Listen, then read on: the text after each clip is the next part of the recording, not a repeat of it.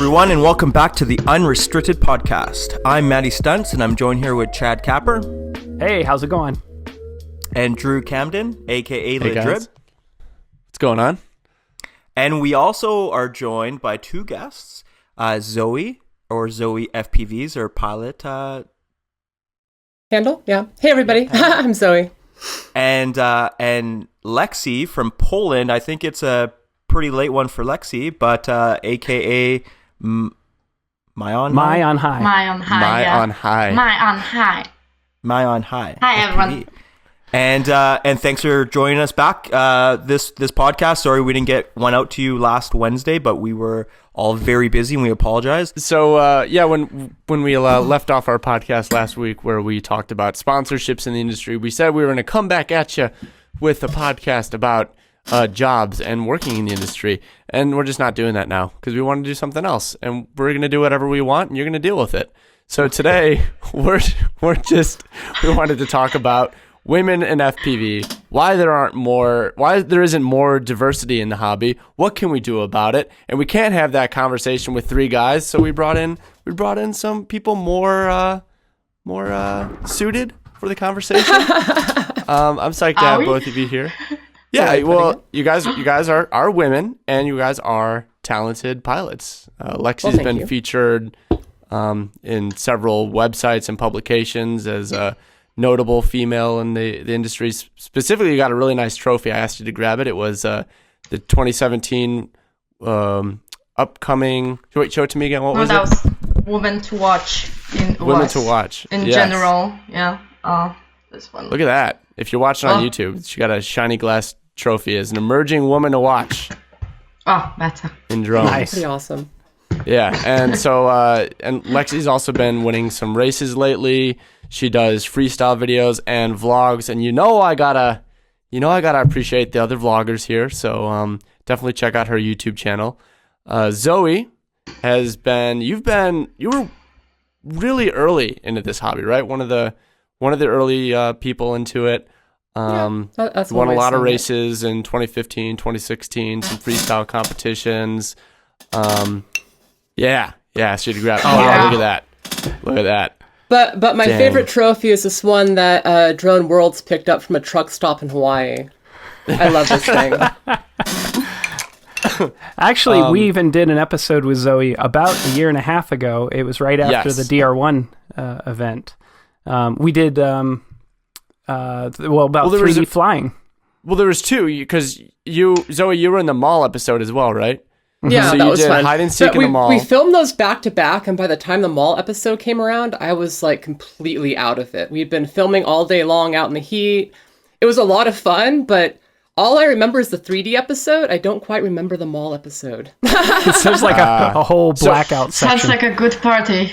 It was when a you lot say of fun. 3D, now most of us, we fly our quadcopters with positive thrust only. We only spin our props in one direction, and we only have thrust in one direction, and any tricks that you see where we go inverted, we're pretty much just using momentum against gravity. What Zoe is really known for is 3D flight, in which she actually reverses the direction of the motors, which opens up a whole new style of flight, a whole new bag of tricks. It's really unique. Zoe, I think you're like one of like three people that I've really seen do it. It's really small number of people pushing it in 3D space, right?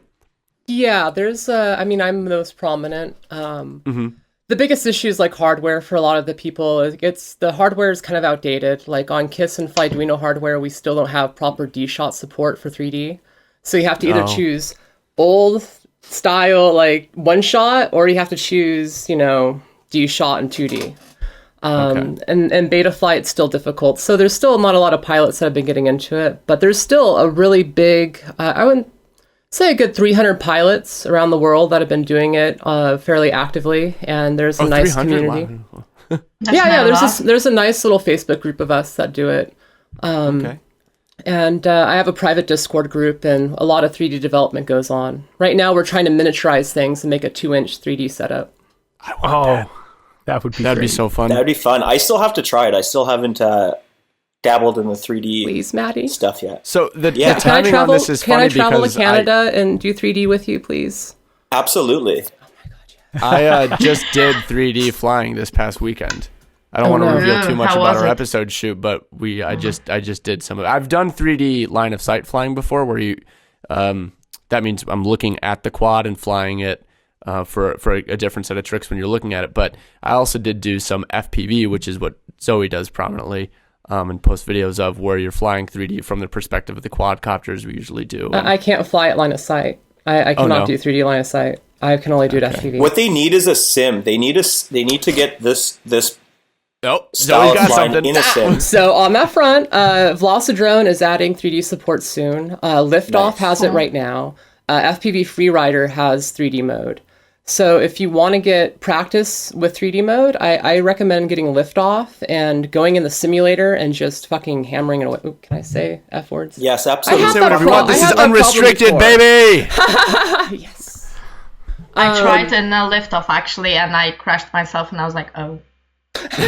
Well, it's like it makes great pilot. I'd rather just watch you, and I'm like, yeah, Zoe does it. Yeah. So definitely check the link in the description for Zoe's channel, where you can watch some 3D videos if you haven't seen that before. I think most people are familiar with the style of flying that like me or Matty does, where it's Matty practically looks 3D, but it's not. He's only got thrust in one direction. Matty just bends the world of physics around him and gives 0 Fs. You know, like he doesn't need 3D mode. It would still be cool to experiment with, though, and just see what else I could come up with, you know? Well, I mean, the biggest thing is, like, we just need the smoothness. Like, we need developers working on the hardware to get that stuff, like, smoother and more implemented better, because there's still a little bit of a transition judder between going from positive to negative. And if you're watching FPV and if you're a pilot, it's just maddening. So, like, if you're a developer out there on Butterflight, Betaflight, Flyduino, please hit me up. I have a whole list of pilots that would love to beta test software to get stuff better supported. That's a very good point. I would love to see a super high-speed camera show how the prop distorts when it switches direction, because I'm sure it does.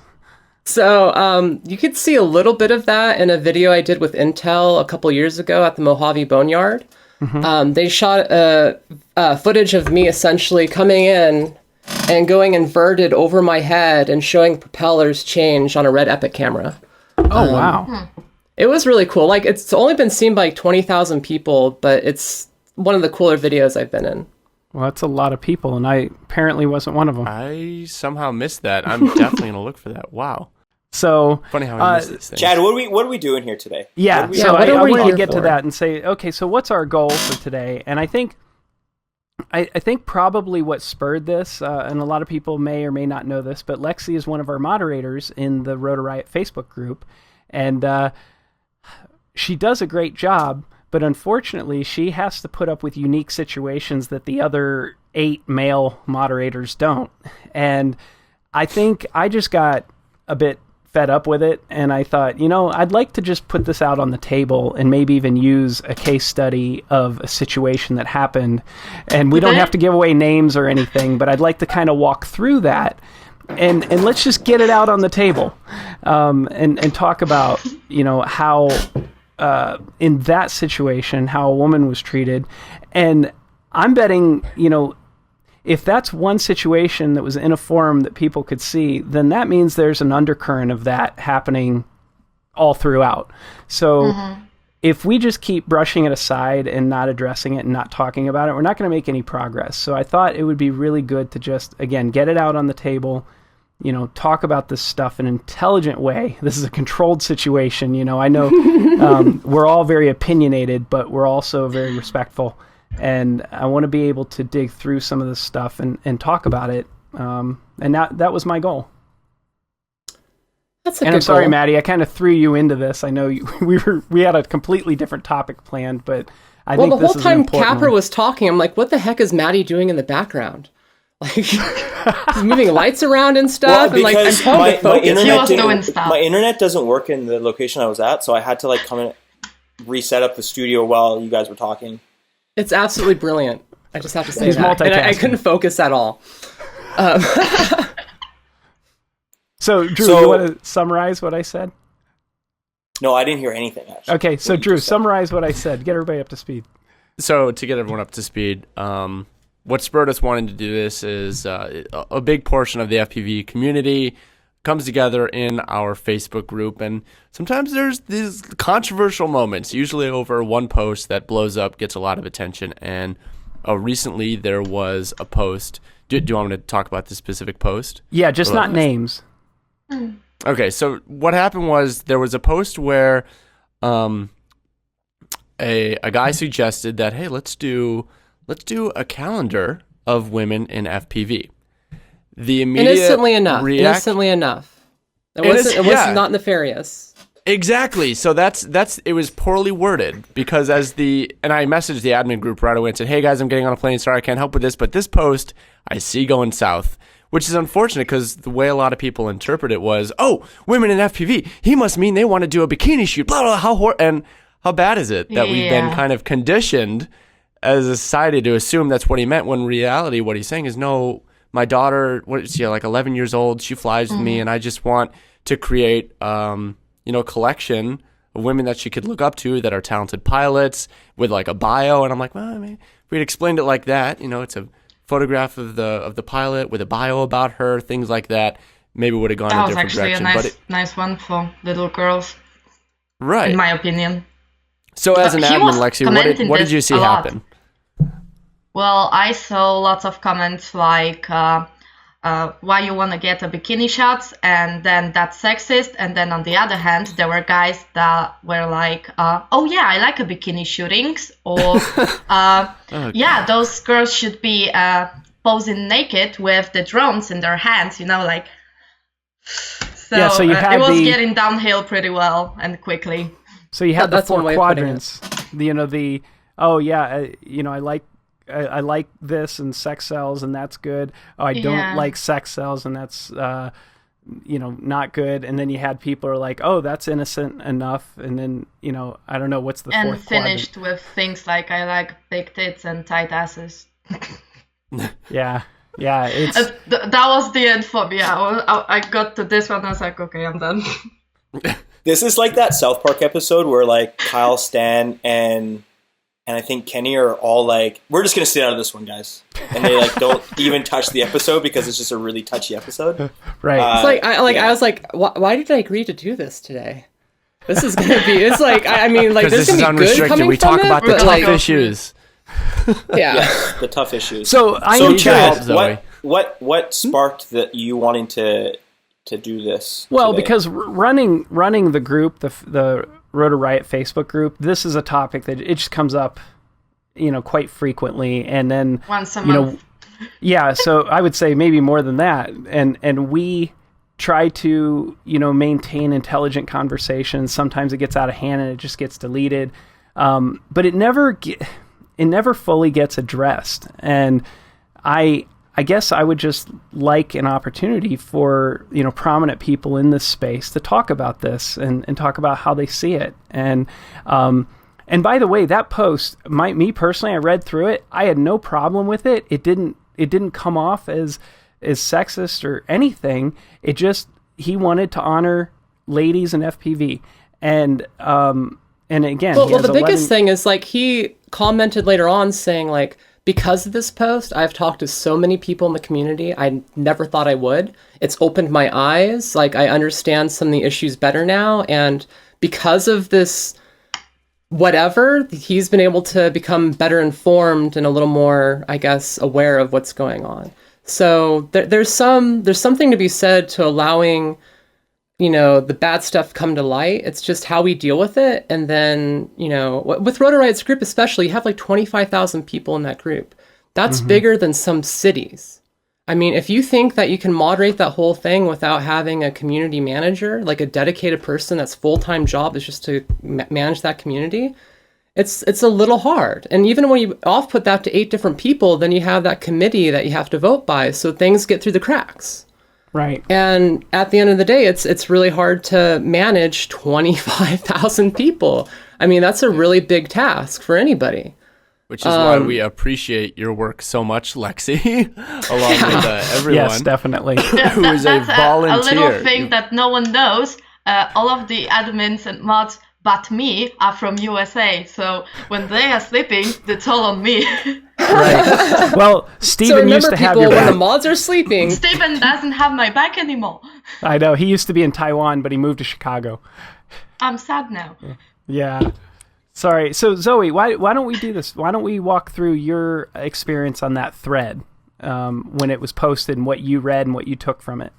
Well, see, that's the thing. So at first I read it. I posted a meme that I made, Milk, like Got Milk, because I love Milk FPV. She's an amazing pilot. And I honestly think if she was to go up against most of the top male pilots in the United States, she would kick their butt. Right. So I said, Milk FPV, like she needs to be promoted. She's a young female pilot. She's doing it right. She's winning events. She's kicking butt.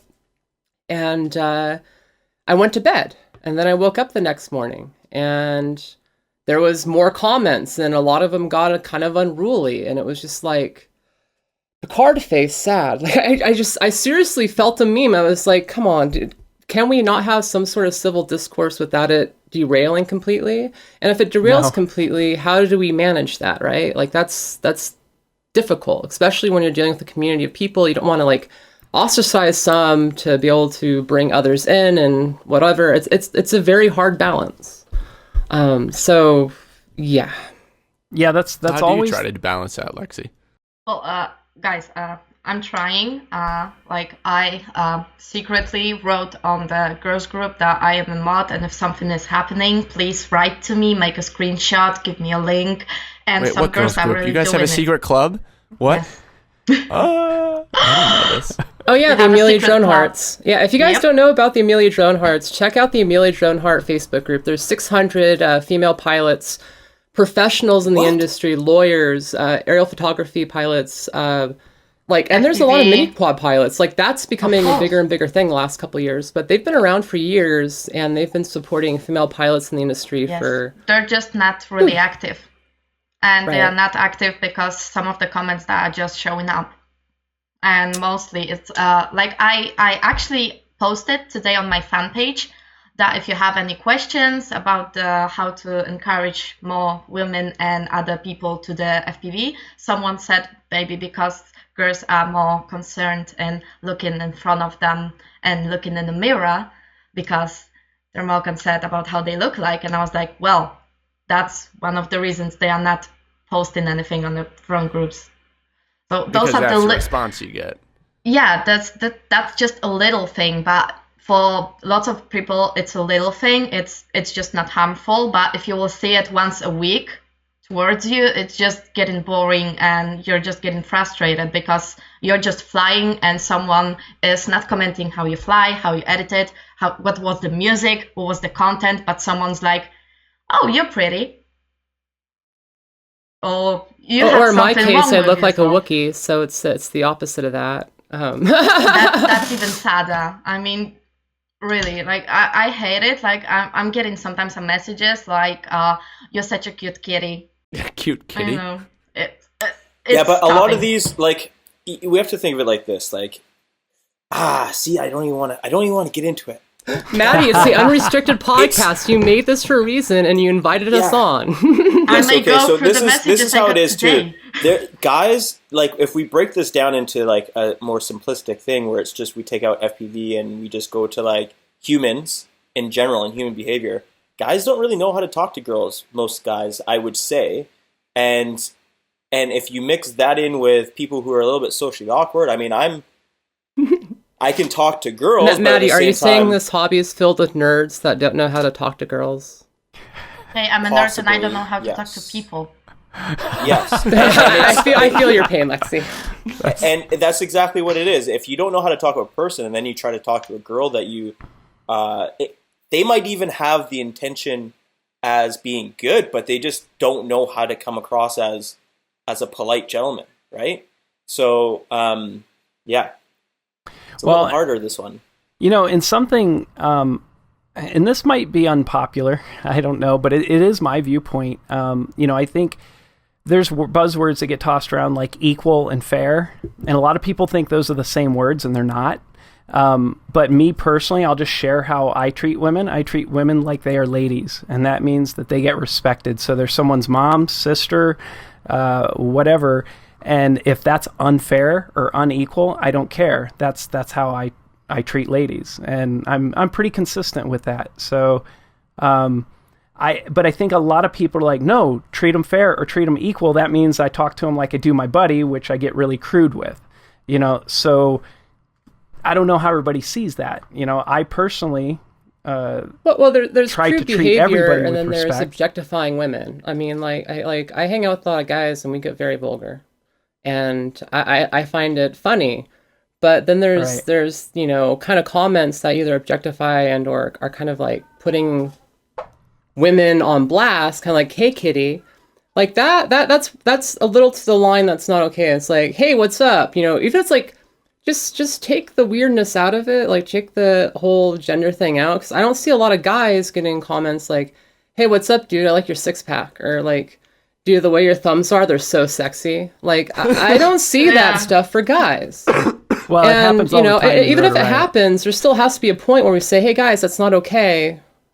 Knock it out. And there is a difference between when you are with a bunch of guys, you're flying together and you are having a nice conversation, and then you're getting the jokes or whatever. It's fine. But if it goes to the group of 25,000 people, when someone might not understand the joke, and then a lot of people see it, and it gets like a really bad and goes downhill pretty quickly, then there is a difference. You can come, I can meet with Drew and we can joke about stuff, but if he will comment under my video that whatever, let's say like you fly like a girl, then it, well, okay. I'm tired with you fly like a girl and replying better than you, right?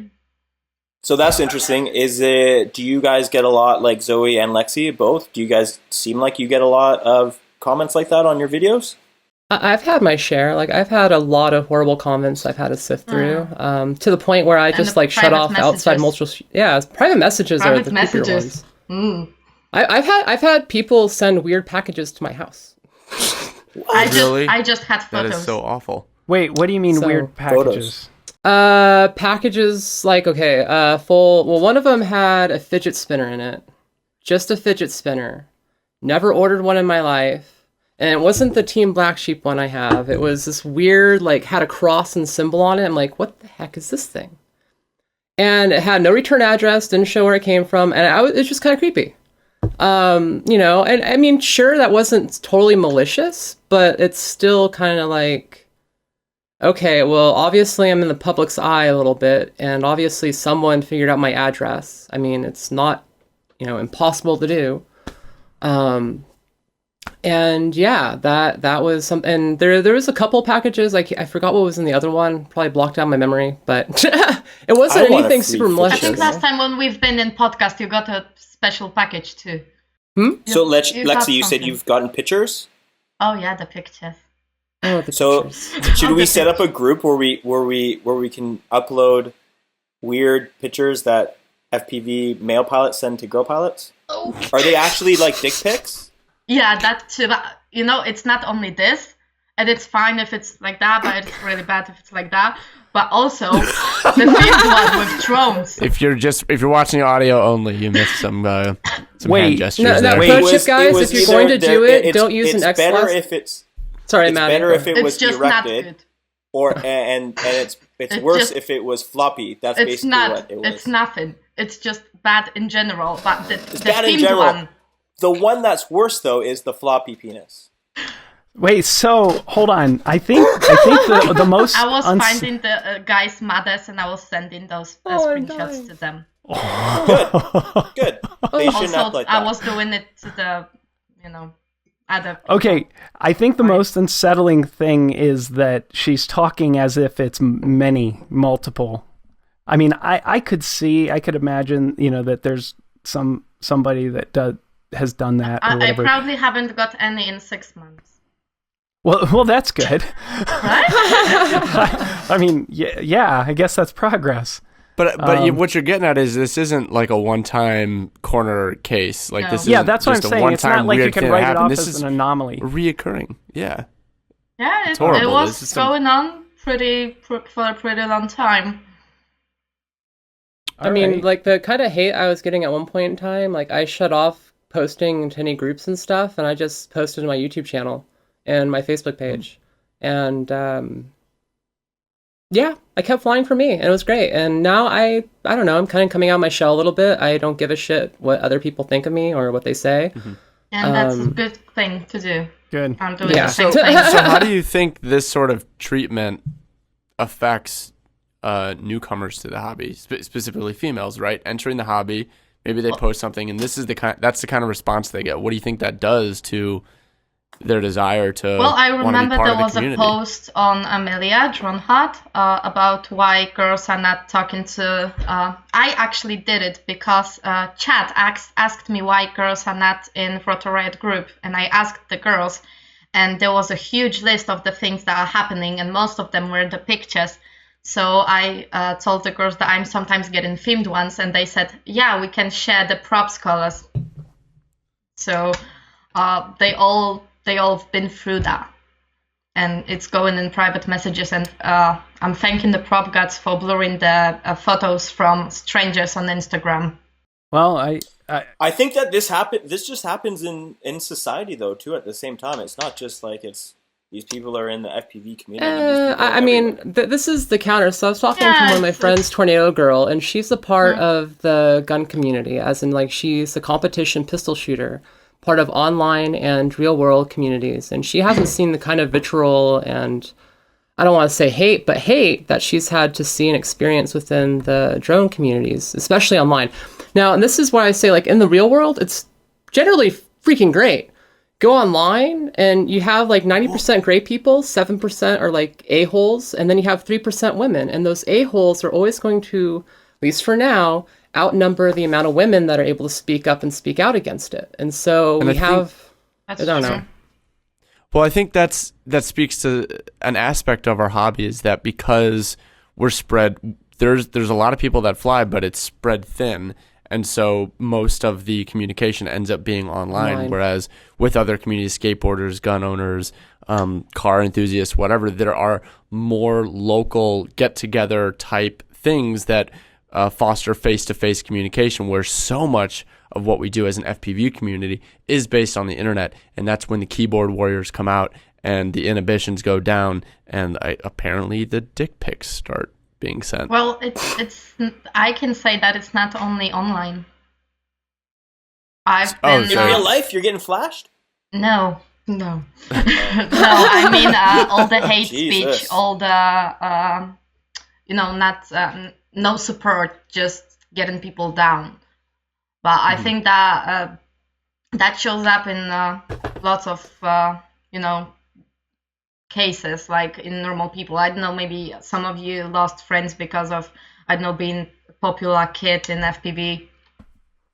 No? So I think there's a good point there as far as, online versus not. But I think more importantly, we have not really established what this culture is. And I think we have an opportunity to do that even through Rotor Riot. So I want to take that opportunity and say, hey, this is our culture. This is okay and this isn't. And because I think all of the guys in Rotor Riot are pretty, what I want to say, like-minded when it comes to respecting others, and at least all the active members right now, and I want to perpetuate that. So I want to make sure that we are treating each other with respect, whether it's women, children, other men, whatever. I want that element of respect to be there.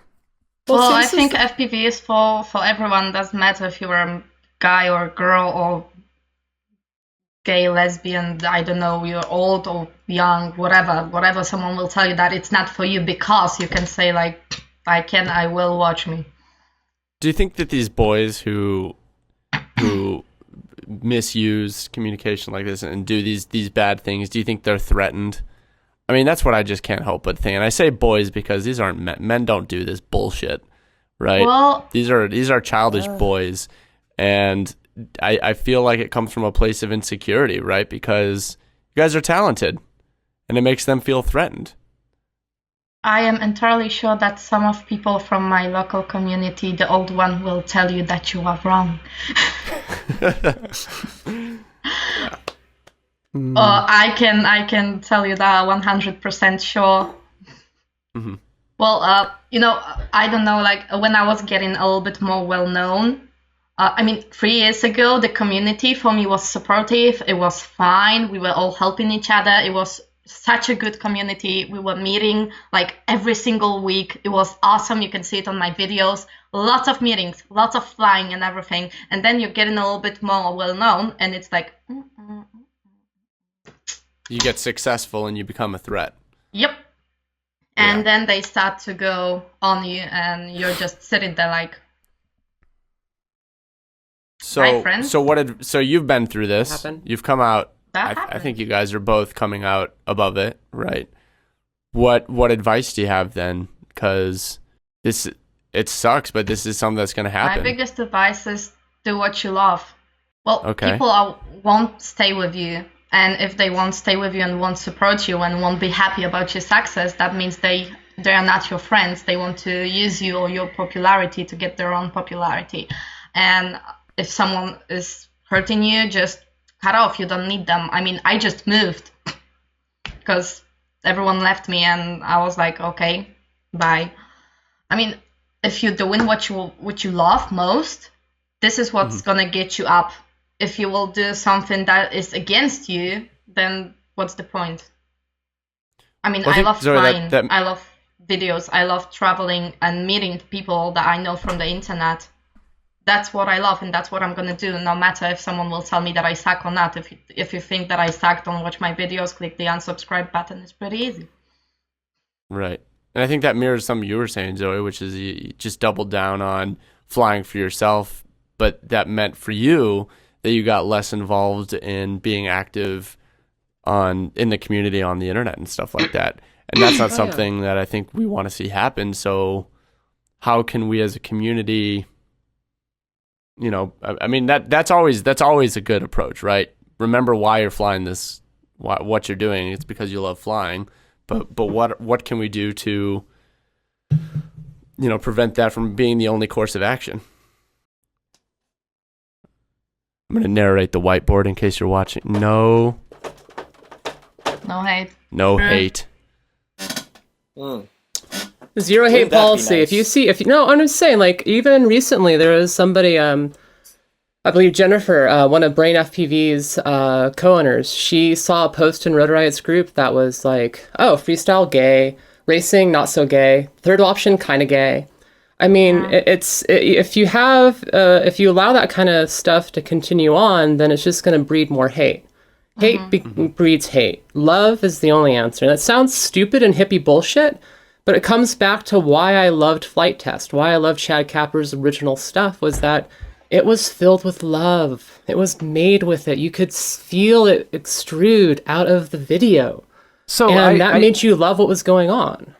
I want to touch on this real quick, because this is something I keep coming across, and what I just heard from you, Zoe, was, Chad, what you did before and what's happening now. I'm getting associated with the group in a way that, there is that offhanded post or whatever. A bunch of people are exposed to it, and they think somehow I'm endorsing it. Because the post you just talked about, I never saw it. But I don't see the same kind of stuff in the Flight Test groups. I've only seen it in the Rotor Riot group, and I feel like there's a culture from the top down. More haters. Well, but the Flight Test group is just as big. Let me talk just about not that. the same size. So the Flight Test group, which it spawned from an existing culture that was already there. So it was essentially a refinement of an existing culture. Mini quads is everybody. Wait, with that, you're referring to the fixed wing. Yeah, Park there was flyers. our not just park flyers. They could be scratch builders, park flyers, scale, warbirds, but Flight Test was essentially a refinement of that existing culture.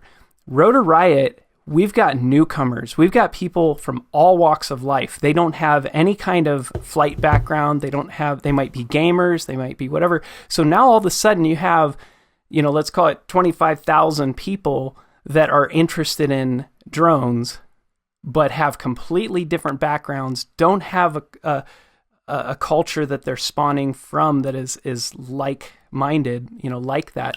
But drones came explicitly from the maker culture. I mean, if you go back 3 years ago to RC groups, I mean, you didn't have the same kind of civil discourse. Yeah, but now you can buy ready-to-fly quads on Banggood and, be a specialist. So one of the things I like to do is, go in and when we approve people into the group, it brings up like their 5 most recent pictures, and I like to look at them because it gives you kind of a glimpse of their lifestyle and what they're. And I cannot tell you the diversity that's entering the group daily, but I can tell you it is vastly different than what we dealt with Flight Test. And it's not. But could that be possibly because it's been promoted to a different type of audience than Flight Test was? As in, like, Flight Test was the wholesome family activity, whereas Rotor Riot, which has riot in the name, is kind of like it's a different kind of vibe. I mean, and the same thing with drone racing. Drone racing is a whole different vibe, but FPV is for everybody. FPV has no gender, it has no bounds. I mean, it's one of those things that everybody can pick up, but if we keep selling it as FPV, as drone racing, or as this, then we start turning it off to a whole part of the audience. I mean, it's just, it goes to another thing. On the internet, it's really easy for things to get taken out of context, one, and for people to jump on board and have their opinions. Like, everyone has a microphone and a megaphone. And within groups, with Rotor Riot especially, if you don't start, and this is why I go back to, you need like a dedicated community manager, someone that's able to stand in place and just watch this stuff continuously and nip it in the bud. Because if you don't nip it in the bud, then it's just going to grow more hate and stuff is going to continually go off the rails. If other people see that, hey, that kind of content is not allowed and it's not able to continually be put out there, then it'll die out. So hold on. Now I know I'm going to get defensive, and I really like to advise myself not to, but this is where I have to say, and I have witnesses here, and I know Lexie's going to speak up here in a minute. I have taken that role very personally, and I have inserted myself. January 1st, or actually it may have been even before that, we created the Quad Camp group separately, so those who just wanted to focus on the tech and building and learning and sharing would go to that group. The Rotor Riot group would still be the fun piece, and I'm not kidding. I am in there every single day, every moment, and I will make judgment calls based on the exact stuff that you're talking about, trying to force those positive elements back into it. So again, I know the only reason I'm defensive is because I've been trying so hard, because I do see that, but I don't think it's as easy as people think that it is, because it is such a hodgepodge mix of people. I've been, my previous job in life and professionalism is marketing. So my job was to understand the demographic and be able to speak to them. And I can tell you, this group that is attracted, it's not just Rotor Riot. I mean, go to the TBS group, go to, any of the other no, this is another issue, though. There's been a history of brands in this hobby that have made money off of controversy. I mean, it's a normal thing. I mean, I'm not going to name names, but I can think of at least 3 major brands that have kind of made their route that way. Yeah, so let me back up, because Lexie, I know, wanted to say something. Yeah, no, so. Sorry. Go ahead, Lexie.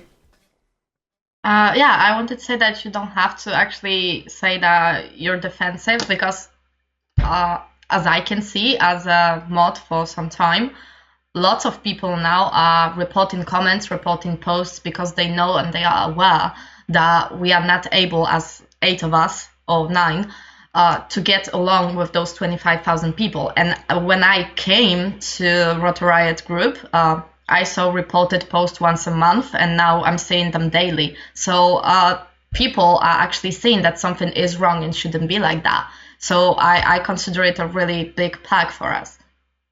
So it's working. And thank you, Lexie.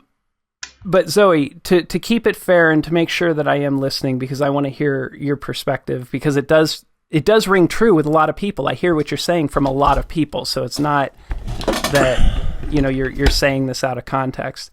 What's this? So this is a post that's going on right now. It has about 5 or 6 comments. And this is in relation to something posted. Oh, wait, I just saw my post in there. So how do you define the following? Freestyle racing long range. You go down, and it goes down to one post, especially not gay, gay, still gay, but not as gay. And Jennifer Minnis, what is wrong with being gay? And it creates this whole conversation that's been going on for 2 hours. Now, you say that things are moderated, but we're talking right now, and that post has already gone out to probably a couple hundred people. You're talking to two of the top moderators right now. We're doing a podcast, so I know. Well, that's why I'm saying you kind of have to have someone dedicated to it, because Lexie can't do it full time, and you can't do it full time. I mean, right. So now, how do other pages and forums do their moderating? If you're a gaming community, if you have 25,000 people, every gaming community I know of has a community manager. It is a normal thing. Okay, so hold on. Let's use this manager. Wait, this is a hot topic because it's actually literally happening right now. So I'm on here. Zoe, walk me through what should be done here. Well, no, Chad, I don't think she's saying what is being done isn't being... I'm not saying it's any of your fault. Wrong. I think she is not enough. No. Yeah. I'm saying this is a great case study, so let's walk through it together. But it's not a case study. It's an example of how we have other things that we're doing. So you and Lexie are on a podcast, and while you guys are away, this stuff happens. Well, then, and the thing is, you guys are busy. You can't do this 24/7. You can't expect everybody in the moderation team to be able to do this 24/7. That goes back to stuff gets through the cracks. So you're proposing like a paid team that ensures that there is an active moderator 24/7? Yeah, that's what I'm proposing. Okay. Now this is something. I muted the guy. I know Drew's gonna lose his shit. Thank you, Lexie. Drew's gonna lose his shit. Multitasker, Lexie, but nonstop. The other big thing is one of the questions Jennifer had is how do we make that stuff more apparent to moderators, and how do we get moderators' attention to make that in the bud? Because there's a report function. Bitcoin. Write to us. Now watch. I'm almost always on Facebook. You can earn Bitcoin, and you can earn Ethereum and different types of cryptocurrency if you mine it. Okay, and this is something where the whole blockchain is basically like the whole blockchain like theory is based on this structure.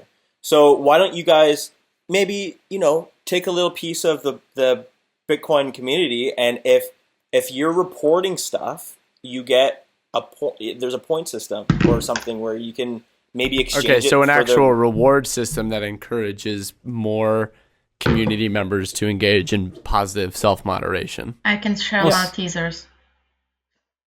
What was that? I can share Maltesers to person who reports me bad people. Or stickers. I'm sending stickers. Lots of them. Well, I think part of it, though, is... there's newcomers coming in all the time, and we need to set the tone of what is okay behavior. And anyhow, I'm sorry I didn't get back to my original question, because Zoe, forget the Rotor Riot Facebook group exists. When you watch our videos, you don't get that feeling, do you? The same feeling you get in the group. So the key is, how do we get the group to mimic well, it's the same thing. When I play Dota, when I say play Dota, it's not like the developers are telling me to go kill myself and teabag my mother, but the other players are. I mean, it makes me not want to play Dota. but for that community, is there a full-time moderation activity? Yes, and they have, and it's made a difference. So I think what Zoe is sharing with us, I mean, I don't know, this is kind of eye-opening to me, is just saying, like, this system we have, which is a volunteer group of between 8 and 12 people that do it in their quote-unquote free time, isn't enough. And I think that perhaps what we have, Chad, is the Facebook group in FPV. So if you take a video game, Call of Duty, whatever, there's one main group that's responsible for that game, Call of Duty, right? Whereas now in FPV, I think our Facebook group is, whether we realize it or not, become the de facto... Did you just compare Rotor Riot to Call of Duty? It's literally the only game I can think of, because I don't know games. Okay. Just double checking. Well, that has a community. I mean, I think I would say Pokemon, but they don't have an online community. Point is, we've become Yes, they the do, de Drew. facto. Yeah, I Don't knew you that was defame the Pokemon community. Yeah. Joking. I can't win, but I guess what I'm getting at is we've become the de facto group for FPV freestyle, and I think it perhaps has reached a point where there's a bigger responsibility where the moderation has to be organized into something that does provide for reliable 24/7. And I don't want to say that the team that we have isn't. They're doing a phenomenal job. They do them, and they're really dedicated. Yeah, they likewise. Really care I'm not about making saying the it's group on the positive moderator place. team. I think, having 8 people does make a big difference, and it is definitely a positive impact, and Lexie has been doing a lot. It's just there's so much. I mean, you literally have over a city worth of people in there. Do you know any city that has a bunch of volunteer people running their, community whatever? I mean... Chad, I know I think you've told us the numbers before, but how many new posts a day? Not comments on the single post, but how many new posts? It's actually, I think it's actually, you know what, let me do this because I'm really bad with remembering numbers, but I can go to our analytics. It's quite astonishing, both the amount of posts and the actual amount of engagement given the numbers. Hold on, and I think some people will find this interesting. It's quite a lot. It's one of the most active groups on FPV.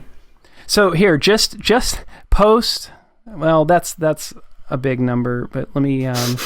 So just posts, comments, and reactions in the last 28 days is 272,000. So 8 people are responsible. 8 community volunteer people are responsible for all of that, and that's enough. Well, actually, but see, that's what makes me concerned is even if you had one person, at least one guaranteed person at all times, that's still, how do you do it? Well, listen. Is it really Chad's responsibility? Like, how can if you're trying to run a business / community and you're trying to root out that element and trying to make it more welcoming to other people, I'm just saying that's how other businesses and communities do it.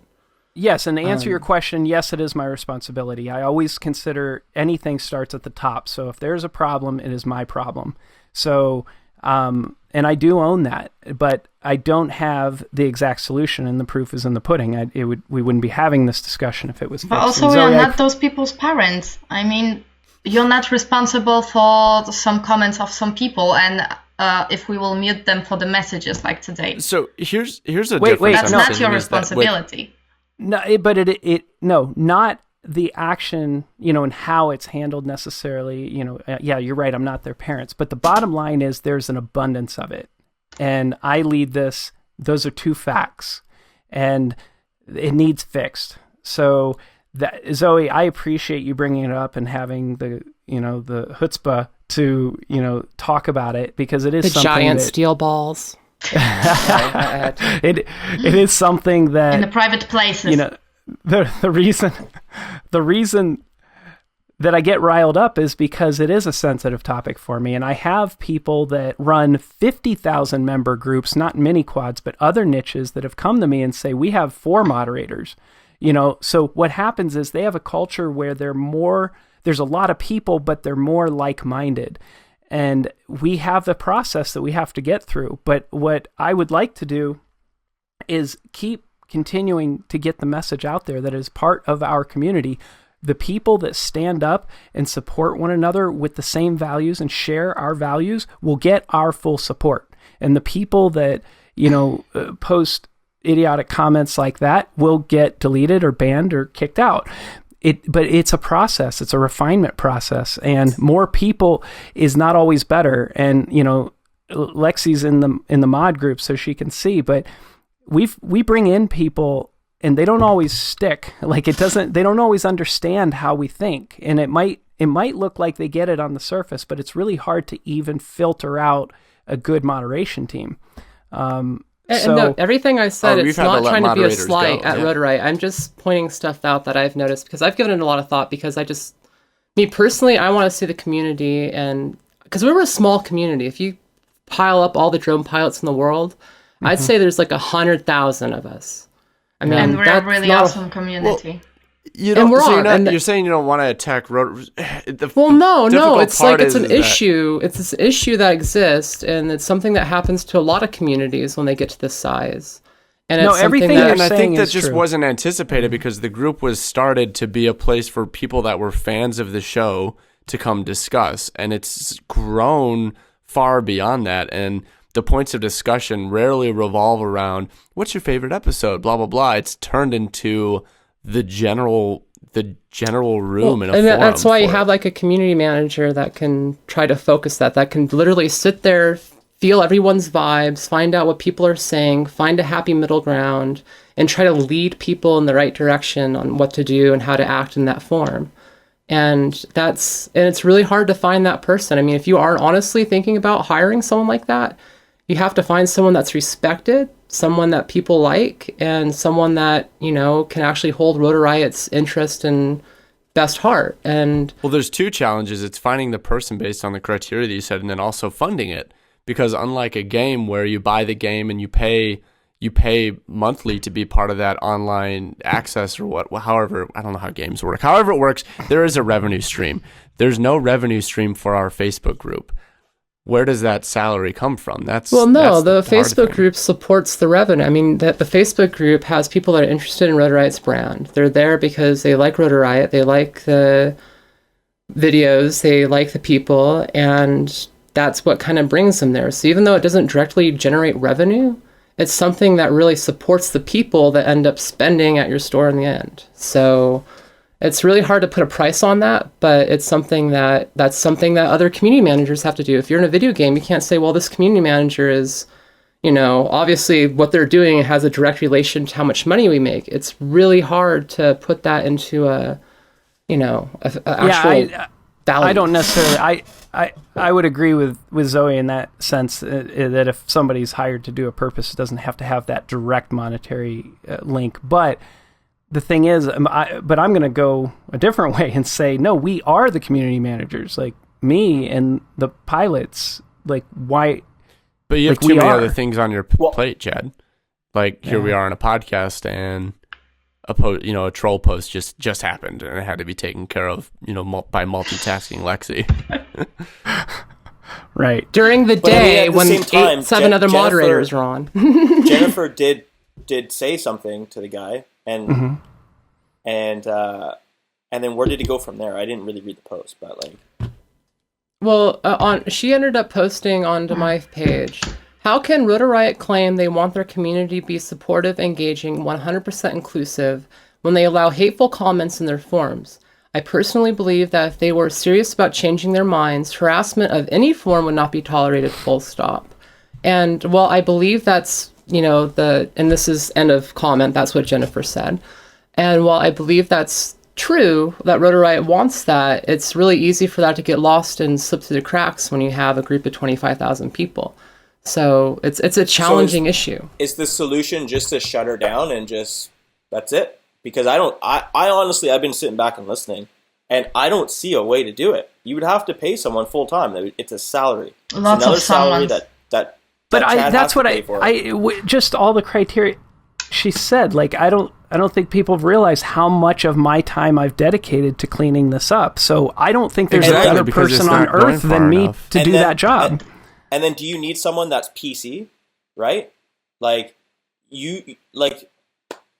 who's it to say that guy is PC and there's going to be unfair rulings and stuff like that. Like, the guy saying that it's gay, I mean, I still use the word.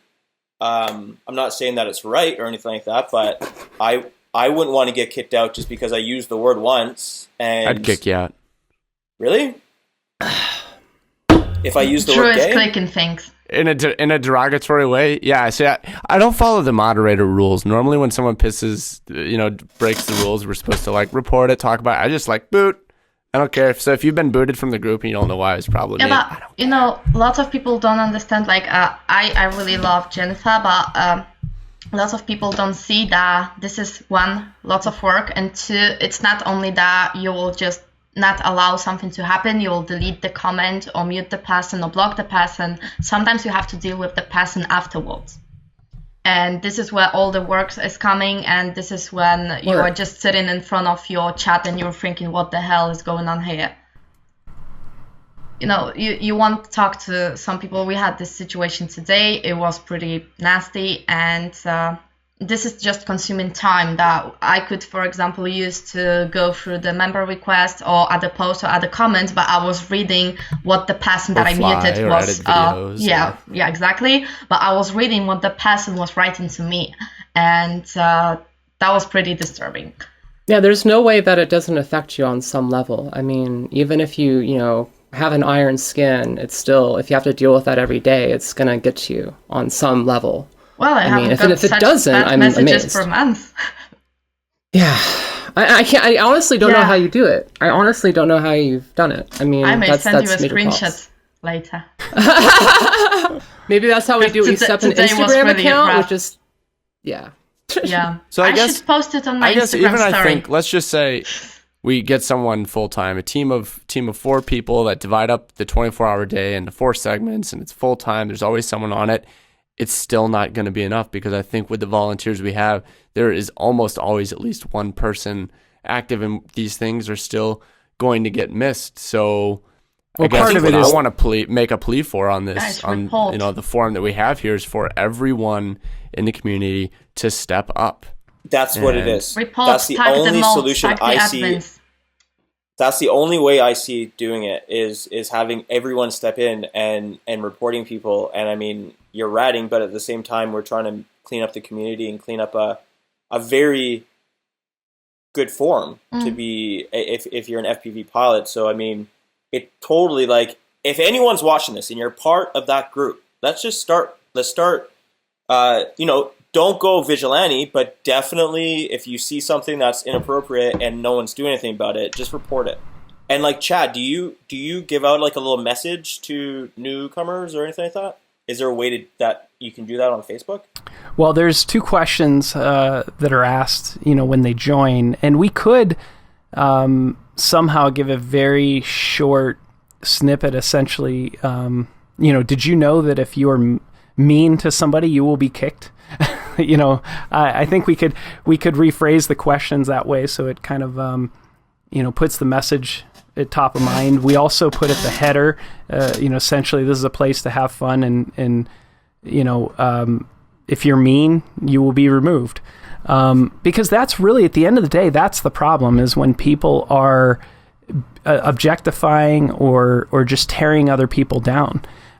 If people can just refrain from that, then share whatever opinions you want. You can say, I love Betaflight and hate KISS. Like, it doesn't matter. That's fine. But don't tear into people. Don't degrade people. Like, that's our only rule. And it's still. I think people can't see that line. It's I like Betaflight and I don't like KISS. Okay. And if you like KISS, then you're stupid. You crossed the line. Right. And I don't know why. But one thing can't. leads to the other very quickly. I mean, that's why I say no hate. Like, if it's an insightful post, shut it down quickly. If it's like, I hate Betaflight, like literally, I don't like Betaflight, but I like KISS, or either or. Like, that's an inflammatory post, and that's not going to go anywhere good. Well, sometimes I'm just leaving a gif of Stalker looking out of something so people see that I know. And then I'm getting the notifications from that, so I'm keeping an eye on this. So sometimes I'm doing that. I gotta say, I'm really still amazed at how much our group has become a topic on its own. The thing that bothers me the most about it is how it does overshadow everything else we do. We do Quad Camp, we do our own products, we do our episodes, we do meetups. All of this stuff, which it really, in the grand scheme of things, takes so much more energy, and this group somehow overshadows it because somebody who may have just entered the group says, an offhanded comment, somebody else reads it, and you know what? And I'll hold other leaders, I'll hold their feet to the fire, because I've had, other manufacturer leaders that see that stuff and then they go in other groups and they're like, yeah, Rotor Riot's a cancer. And, that's not helping. That's not helping at all. Anytime a leader from a manufacturer or somebody that's prominent in the community goes and they don't talk to me, but they'll go talk to a bunch of other people and say this is a problem. They should be talking to us. They should be telling us and, reporting it rather than going and inventing somewhere else. That's not leadership. So I think that's a big part of it. Well, I mean, personally, at one point in time on the Rotor Riot group, it got to the point where I just had to shut off notifications for it because it was a mess. It's gotten a lot better lately. It's not perfect, but it's hard. I mean, the fact it's like you say, it's overshadowing everything. You have 25,000 people. Think of it as the village that supports Quad Camp, the village that supports Rotor Riot TV shows. Think about it as, that community, that's where they gather. Like you said, communities gather online. That's where they come together to talk, celebrate, and whatever have you. And without that community, you could argue, all those other things will start to dwindle, or at least suffer from that. So it behooves you to think of it as your little Garden of Eden, right? You want to grow it. You want to make it a peaceful, epic place that everybody that comes in is going to be like, this is awesome. I want to hang out here forever. And it's really hard to do that when you get up to the group size that you're at. But like Matty says, it's definitely part of it is community needs to step up. People have to start reporting the comments. I know there's some that do. And even then, it can be overwhelming for the mod team. Even then, there's still some people that just don't want to, be that person that reports every comment. I mean, going on to the community outright is kind of a hard approach too. So my point being is that's a difficult issue, but if something doesn't change, either from the culture from the top up down, or hiring a community manager to manage everything else in between, it's not going to get better.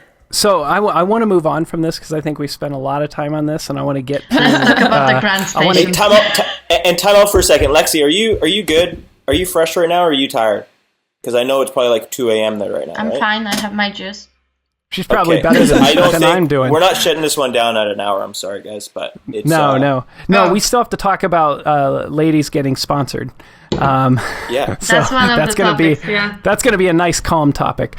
No, but before we get to that, Zoe, a number of times you had mentioned hiring a community manager. Do you have somebody in mind? That's the thing. I mean, that was something that had kind of crossed my mind most of today after talking to about 15 different people about the subject. And I mean, I would say I would do it, but I don't know if I'm up for that abuse. I don't know if I could handle, 200 plus thousand interactions every, day or every month. So Well, a lot of it is that's a just difficult thing. Just guiding. We have, and I'm going to go this far, I'm going to say we have the best moderator admin group in the world. I think our group is so great. And I know it's hard to see from the fruit, but if you could really see the difference and how far it's come. No, I have. It's I have. It's come a long way. I'm just really proud of our group. I think that, we're getting there.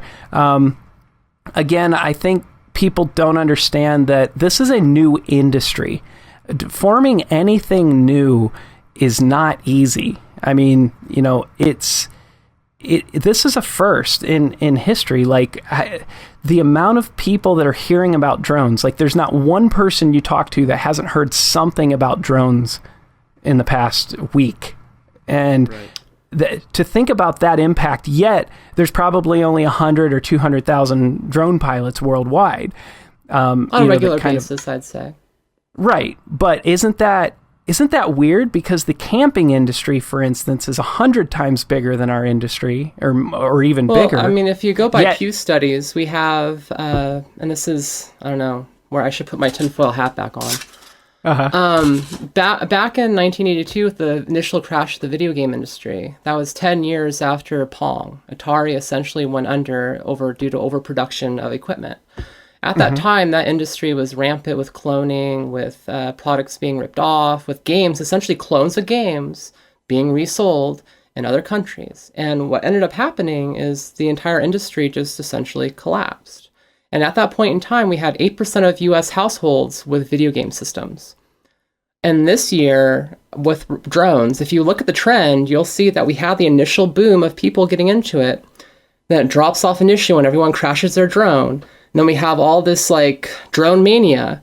But you can see this downward trend, and we're returning to a point where that interest level is about where we were at before Drone Nationals 2015, back before we had like one of the first real major drone events. Zoe, my point being is that right now, 8% of U.S. households, according to Pew study, have drones in them, from either a Hubsan to a Bebop, a DJI Phantom, or a racing quad. You could say that this industry right now, and again, putting my freaking tinfoil hat back on, is kind of oversaturated on the market. We have a lot of big players that are chomping at a very small pie, and that's created a lot of heightened competition and a lot of fierceness between the different manufacturers that I think we've been seeing lately. We're aware. And that's the thing, is they're all feeling the pinch. I think collectively, a lot of us are feeling the pinch of that industry. While it's still quite healthy in a lot of aspects, I mean, a lot of the businesses that I know of, I don't know of a single one that hasn't started changing up their game for 2018. I mean, like across the board, I don't know of a single business that has not been like, oh, hey, the drone market's changing, we need to look out. So when you go to sponsors and sponsorships, and this is kind of going back to the original thing, like we have the opportunity now that we're kind of coming into that crash, to start building this back up in a more natural way, where we're not doing a hype-driven culture. We're not doing this like, drone racing's cool, yeah. We get back to like, isn't this amazing? Aren't drones awesome? We can fly everywhere. We can go down a mountain. We can dive a building. Isn't that cool? And you're not supposed to dive. all dives matter. So within that, I mean, we have this ability now to start building it back up correctly. We have this ability now to be like, okay, drone mania is kind of worn off. People are kind of regaining their senses in the industry a little bit. We're realizing it's a lot smaller than everyone kind of was hoping it was going to be. Not saying it's not going to grow. I honestly think the drone industry is poised to grow massively over the next 20 years. Like, absolutely. I am totally sold on where it's going. I'm ready for the Amazon flying drones and home delivery and the Sky car that will take me out on a taxi to where I want to go. Like, I'm sold. But right now, we're feeling that pinch. We're feeling that pinch of where mini quads, the industry got so crazed on this, they started forgetting about like the real practical uses of drones, from, you know, changing someone's life with FPV to package delivery to all this stuff. And so we have this like hype-driven economy that's going on, where it's like, buy this product, it's amazing, it's better than Butterfly, it's better than the best thing you've ever tried. And because of that, I mean, that might be a little out there, but because of that, we've kind of, it stopped going from, like, okay, backing up. All traditional automotive industries where you talk about racing that has anything involved, racing is where they develop the technologies that gets used on the industrial end. Think of if they applied D-Shot and a lot of the technologies on this mini quad to giant aerial photography drones and giant industrial machines. We would see a giant increase in performance, the machines would be more stable, and the industry would benefit from it. So right now, everyone is drilling the hole of the mini quad market when they should be drilling the hole of the drone industry, which is much bigger, developing out the hardware on the mini quad end, and then using the profits they get from the industrial end to move over there and help support the mini quad development end. It's a lot cheaper to develop for this than it is for a machine that's 10 times the size. But everything you learn from this can be applied to something that's a lot bigger. So when the industry is ready, when it's moved to the point where we've got like, you know, Joby Aviation, or we have KDE, or we have these, you know, big manufacturers that are building machinery for big drones, and, you know, the industry is booming, then it can properly support this. But until that happens, we have this hype-driven economy, like, isn't drone racing cool? It's on the news. Oh, cool, this is awesome. Controversy. Oh. And it's like, get your attention, like, hey, you could try this too. It works, it's a way to do it, but it's not a sustainable way for the industry to move forward. And I guess that's my sell. Like, I don't want to say giant racing drones, but start thinking bigger. Start thinking bigger than the mini quad market. Start applying these technologies to the ancient market of giant drones. Like, the technology they're using is so sad compared to the amazingness that we have on these little toys. And if companies started doing that, they would be a lot healthier for it. So, Sorry, that's my rant. Zoe, I'm over. No, and I think Drop the mic. I'm much in line with a lot of what you had to say. Did you happen to see my personal video that I posted about the hype cycle? It was about 5 months ago.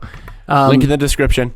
Yeah, so the hype cycle talks exactly about what you're talking about. Gartner Inc. Came up with it, and this was many, many years ago, and it talks about any emerging technology, and what happens is you have a hype spike.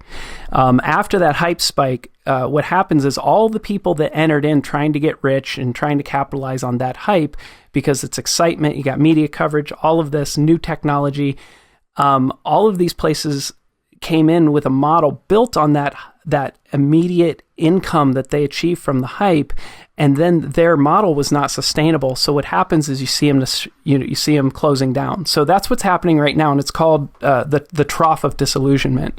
And yeah, there it is. So right now, Zoe, what you're talking about is the slope of enlightenment. So right now we're learning about the technology, and now that the hype is deadened a little bit, we're seeing it for what it is, and we're seeing, okay, rather than drones are magic and all of this wonderful stuff, we're saying, wow, drones are really cool and this technology can be used in other things. And we're learning about that. So what we need to do, not necessarily is fire up this hype spike again, because it's not going to happen. What we do is we take what we do have and we implement it.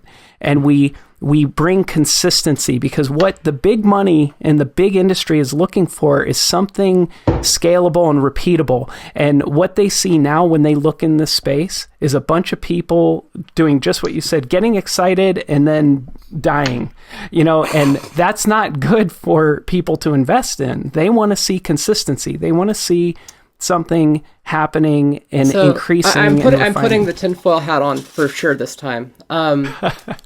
Every industry has a group of people that from every big industry where they get together once a year and they essentially plan out what they're going to do for the next year. Essentially a bunch of industry insiders working together to better their industry that they're in.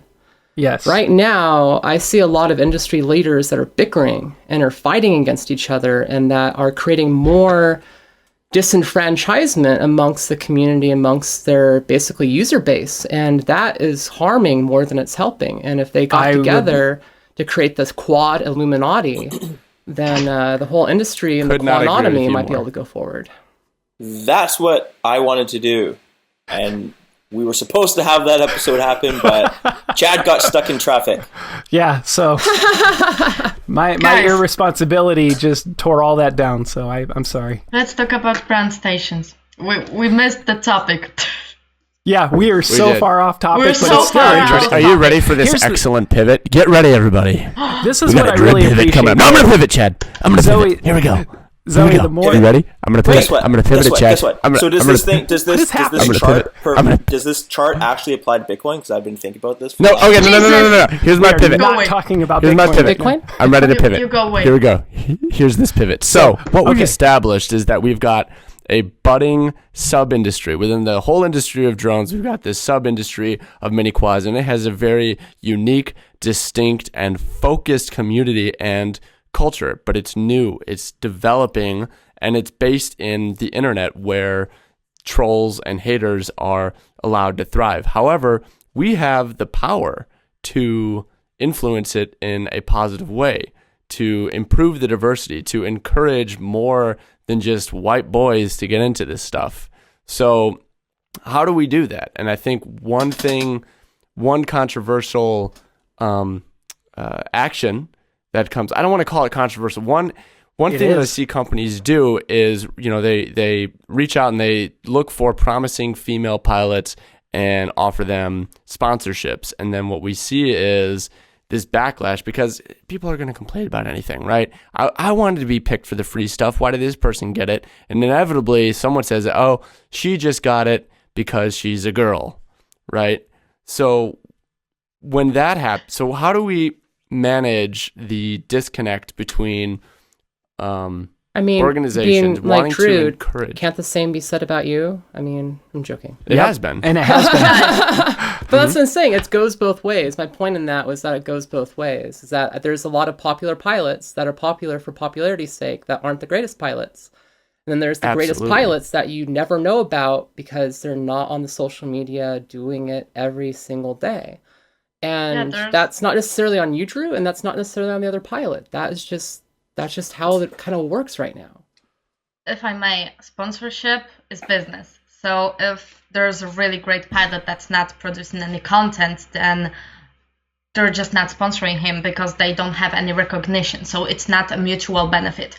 What I believe is that the sponsorship is a mutual benefit for the sponsor and for the person that is sponsored. If there's no benefit for one of the sides, then this is just nonsense. So that's one thing. The other is that the girls have it easier. Myth is so huge that I got a message today about it, but let's just leave it. I got my first sponsorship after about 1.5 years of being in the industry, of doing tons and tons of stuff. So it's not that I just showed up. I said that, hey, I'm a girl and I got free shit. My first sponsor was Tattoo Batteries that I'm still working with. This is our 2nd year. I'm super happy with them. And that was after 1.5 years. And for some of the people, like for some of the pilots, like now, lots of the girls that are doing something, I can't speak for you, Zoe, but I can speak for example, for Julie. Julie FPV is a really nice pilot for racing. You have to subscribe her, by the way. Yeah, subscribe to Julie. She's amazing. Right. Link in the description. Of course. But yeah, we had this situation that one of the stores in the US proposed me a sponsorship, and I said that this is nonsense because I'm in Europe, so there is no benefit for them because no person in Europe will just buy stuff from the US because they are sponsoring me. So there's no benefit. So I said no. Then they said the same thing to Julie, and she said no because she haven't seen the mutual benefit for them. So that's the thing. They tried with the girls, and we both said no because that was just nonsense. Because we know that then people will say that they have no benefits. They just sponsored her that because she's a girl, so they have a girl in the team. And then they got to third girl that wasn't thinking the same way because she was thinking, I want to get some free stuff, and they got her. And then it caused problems. So then didn't they get their mutual benefit? She got her free stuff, and they got their and publicity. they got a shitstorm. Why was it a shitstorm? Well, it caused a really big drama on one of the groups, the national groups. I won't throw names, I won't throw their groups. It caused a really weird, really big drama. It was 9 months ago, something like this. And all of the guys were really going through it. Went downhill pretty quickly. They were going against the sponsorship, the girls in general, and it went to other girls that really deserved sponsorships, like Casely, like Julie, like Zoe. I can't talk about myself. I don't think that I deserve anything that I have. I just have 2 sponsors, so no one will be like, you have a tons of sponsors. I actually sent sponsors to people that I know that are pretty good and they need sponsorships. It's not like I'm saying no, bye, or I'm saying, okay, give me free stuff. I'm saying no to most of the things. But, there are always people that are greedy. It's not only girls, it's also guys. I mean, if someone would come to any of the people that are watching us and say, hey, we have free stuff for you, just send us your picture and look pretty. Who wouldn't do that? Yeah. I mean, there's been a couple people. times I've been approached by that where organizations wanted to get a bunch of, girl pilots together just to post the frame. Yeah. Like, I've seen some really dishonest / crappy sponsorship deals get passed around, and I'm like, why did you ever agree to that? That's no. But right? So when does it become legitimate? Because I'm saying, like, well, if they want to show their team to be diverse, and that pilot wants to get free stuff, then why shouldn't they give it to her? There's If they want to sponsorship. be diverse, get girl, boy, old, young, gay, lesbian, straight, bisexual. Well, no, whatever. Let's make all the diversity. You don't have to say, I don't think that's a fair argument, though, because if you say, hey, we want to open up to another demographic, female, okay, I don't think there's anything wrong with. I think the biggest issue of getting girls into the hobby is our society. I mean, I saw it when I got a nephew. You go to the toy store and you have 2 sides, the boy things and the girl things. It's like programming people since the beginning. You have the boy stuff with electronics, puzzles, cars, rockets and everything. And then you get to the girls with Barbies, kitchens, and plushies. And the same goes when you will go to the magazines. Like you will see the magazines for the young girls, and you will see magazines for the young boys. And you look at it, and you're like, oh my god. Now I mean, extrapolate really that to the happy. drone racing industry. Like look Yeah, at girls just don't know how to do most of the stuff because they have been programmed just not to know this. Was having the same thing in school. Guys were doing really awesome stuff, and they wanted me to sew things. And I was like, I want to do what the guys are doing. No, because you're a girl. Give me better reason. So let's back up a second and let's remove the labels, male, female, all of that, and just talk about what should a sponsorship be. okay. Like, how so should a that's kind of what I sponsorship want to work? get to earlier. That Is should like be a there's mutual sponsorship. benefit. It should definitely. Well, this is the thing. Is like a lot of the sponsorships I've seen have been very one-sided. Where like, okay, you get like for example, the first sponsorship contract I ever got, I turned down because it was completely one-sided. Like it was like, okay, you get two one-sided, meaning okay, Yeah, this you were is about to explain it. Go ahead. so this is what I meant by that. The contract offered me 2 machines that they get to pick out. And if I crash any of the machines, I get to replace them with my own money at a 30% discount. And I have to put their logo on everything. And all of my content is essentially theirs. And if I don't want to continue doing that and I want out of the agreement, I have to give them the machines back. I saw that agreement and I was like, no, screw that. I'm not going to do that. And that was initially when I was like frustrated because I couldn't find sponsorship that was going to be beneficial for me to continue flying at a rate that I needed to fly at. It was essentially self-limiting. And that's where a lot of the sponsorships I've seen given to female pilots. I mean, Lexie, I know B-Rotor didn't treat you with all that great respect. I mean, they gave you pittance. They gave a lot of the pilots pittance. And that was completely BS. And that's the thing. Like, when you have sponsorships that don't allow the pilots to actually fly to their ability and to really show off the equipment to its full stability, then you're just doing a disservice to the pilot. You're doing a disservice to your product. I mean, you could say, hey, we sponsor a pilot. Isn't it nice that we gave them a frame?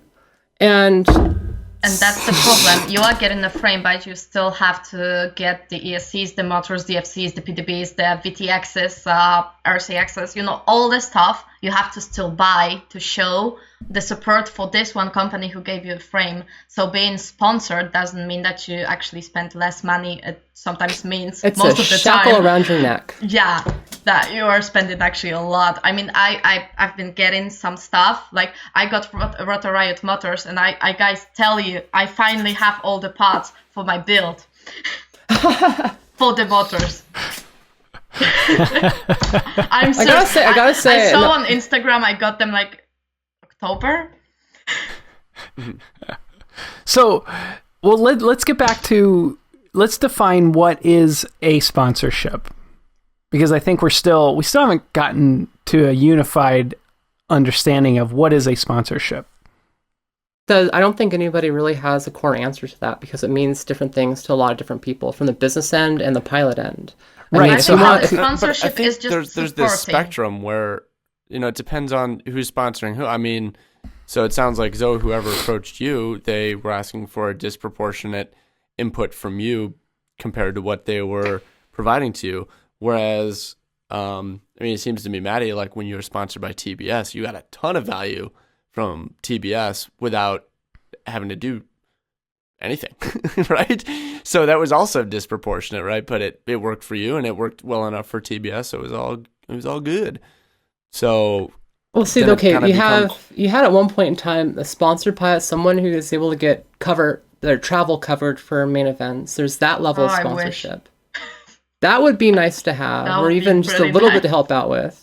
And then you have product sponsorship, enough where a pilot has all the product they need to fly with covered. And then you have that lower tier sponsorship where it's, okay, you get a frame or you get a motor, but in a discount. And you're not exclusively, exclusive to us, but you can, help essentially get our stuff cheaper and push that out to the community. I once got a proposition of getting 10% discount in the store for posting their logo everywhere and wearing their stuff, and I was like, really, guys? I have 10% on mobile, but I'm good. And they said that I'm just stupid.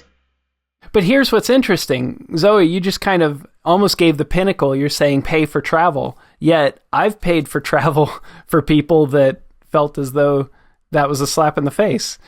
So it's really interesting how different people see different do you pay for travel on a pilot regularly or just bring them in once? Because if you're sponsoring a pilot to be, let's say, a Rotor Riot pilot, and say they're a team member, like, and you want them to go to events and represent at events like some of the bigger ones, then it kind of makes sense to have that little level of travel costs covered. I mean, I know personally for me, if I had the travel costs covered, I would be going to a lot more events and competing way more than I currently am. True. And that's the biggest factor for me personally into doing more of it. And that has to do with just the company and what they can actually afford to do. And that goes back to the industry shrinking a little bit. Well, some of the events pay for pilots to come, like Korea. Well, the South Korea thing, the South Korean event, that was sponsored by the government. The government Ukraine paid on for that me. Event. And that makes a big difference. But there's not many governments out there that are actually paying to put on drone events that can bring people in from other countries. I mean, the South Korean government is effing amazing when it comes to their support of drone racing and drones in general. I mean, they literally put money into supporting it versus taking money out to put it down, and regulate it away. Yeah, but their events are freaking massive. You have lots of LEDs, lots of people that are watching it because they see all the things that are happening. TV, big DVRs, divided screens so you can see everyone and the cameras and all the pilots, and it's like a big show. So if anyone wants to sponsor me to go to South Korea for a few months, I'd love to go and hang out. Everyone wants to sponsor me. I'm looking for sponsors. Let's do that. Let's do that. I'm a girl. It's never worked, but I'm a girl. I'm a good pilot. Should there be a contingency on winning? Of course. Well, see, that's the biggest thing. I mean, I feel like that you should be able to place well. I mean, especially the freestyle pilots and me competing in a lot of freestyle events.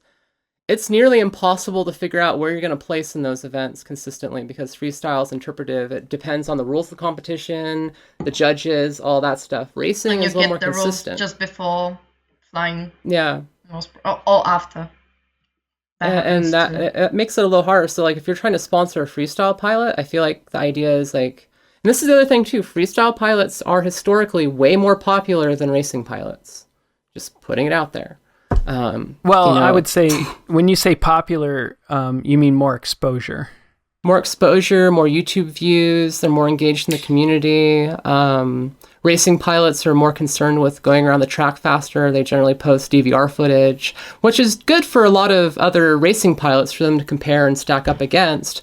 But when you talk about content that appeals to the wider audience, it's really not there. So then when you have like Drib or Matty or me or Lexie in front of the camera kind of explaining just a little bit about what's going on and including you in that experience and then doing something that's really cool that you're not quite expecting, like going around the track the same way a bunch, it's way more engaging. And I feel like a lot of racing pilots, though, do need the sponsorship because racing and going to the events is incredibly expensive. It is. And within that, a racing pilot in general is way more in tune with their machine, their hardware. They're more aware of what they need to race with, what's going to make them faster pilot. And they usually burn more batteries as well, so they usually break more stuff, right? So. And they're also, I think they're better for product development. And this is why I go back to racing. I love racing because racing pushes the industry forward. It pushes every industry that it's a part of forward. And within that, there also has been historically issues with women in racing, whatever. But we have a new slate now. We have a whole new thing where everything can be equal if we allow it to be. And if we create, like Lexie says, we don't have that program, that social programming. When you look at DRL, look at Rotor Riot, you're seeing primarily male pilots. You're not seeing that, Okay, I got a couple things here before I forget them. I just want to get them out there.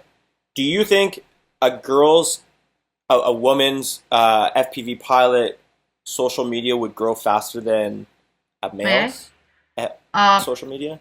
Yeah. I mean, Mr. Steele is still the most popular FPV pilot. But he's kind of like... Chad Nowak is still more popular than other pilots. The Drib is still more popular. I mean, I can pull up Social Blade on a lot of different pilots and point it out. The whole growing thing. If you guys want to grow like the industry to the girls, you need to show that the girls are actually there.